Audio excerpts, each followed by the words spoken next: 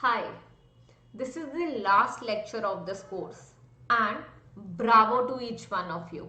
You have accomplished it. You have gone through all the videos successfully and now is the time to practice it thoroughly.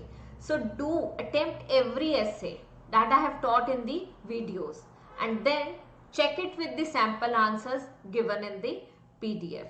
So this way you'll learn a lot and I'm sure about it. Now, this is the Band 9 sample essay, Lecture 2 of Section 8. I'll teach you how to write a sample essay of Band 9. Now we have the same question which we discussed in the previous video, and in that lecture we discussed the planning of the same question along with topic based vocabulary.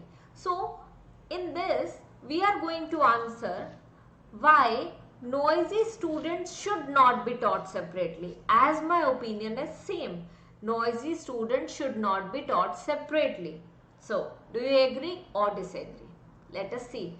It is probably true to say that most schools have students who are noisier than others. It is probably true to say that most schools have students who are noisier than others and take some time to settle down in class. What is this? Paraphrasing. Some suggest that they should be taught in a distinct section as they disturb others. However, I believe that teaching them separately is not a solution, as there are chances of their improvement if taught along with other pupils. So, this is like paraphrasing has been done. Along with paraphrasing, outlining and opinion has been mentioned clearly. So try to write introduction in such a manner. Coming to body paragraph 1. Why noisy students should not be taught separately? Reasons for the same. The primary reason is that insincere students can learn. The primary reason is that the insincere students can learn a lot. The insincere students can learn a lot from the intelligent ones, as the strength of studious students is a lot higher than them. So they can learn a lot from intelligent ones, as the strength of studious students is a lot higher than them. Also, when a distracting student is in the company of normal students, he or she tends to improve immensely. So when a distracting student is in company of normal students, okay, the students who are ready to study, he or she tends to improve immensely. Besides this, if negative students are taught in a different section, so I am explaining the reason in detail, I am explaining how and why.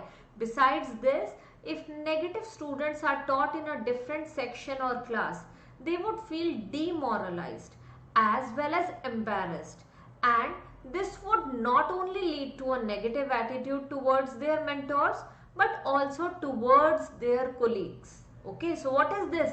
Why is it so? Dekho, you have to give reason as well. If you are saying that this should not happen, then why it should not happen? How can you say so? Justify it by explaining it in detail. Justify it by expounding your points. Then only you can get a good band score. Besides this, if negative students are taught in a different section or class, they would feel demoralized as well as embarrassed, and this would not only lead to a negative attitude towards their mentors but also towards their colleagues. Studies have shown that naughty children respond better in the influence of disciplined learner, followed by an example. How, why? It has explained how and why in detail, followed by the example. Okay. Now coming to body paragraph 2. Again in body paragraph 2 as well, we are going to mention the same key.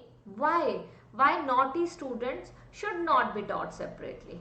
In addition to this, it is the school's responsibility to control disruptive children by giving them suitable punishment. It does not mean they should administer physical punishment, but I do think teachers should be trained enough to deal with difficult pupils. Yes.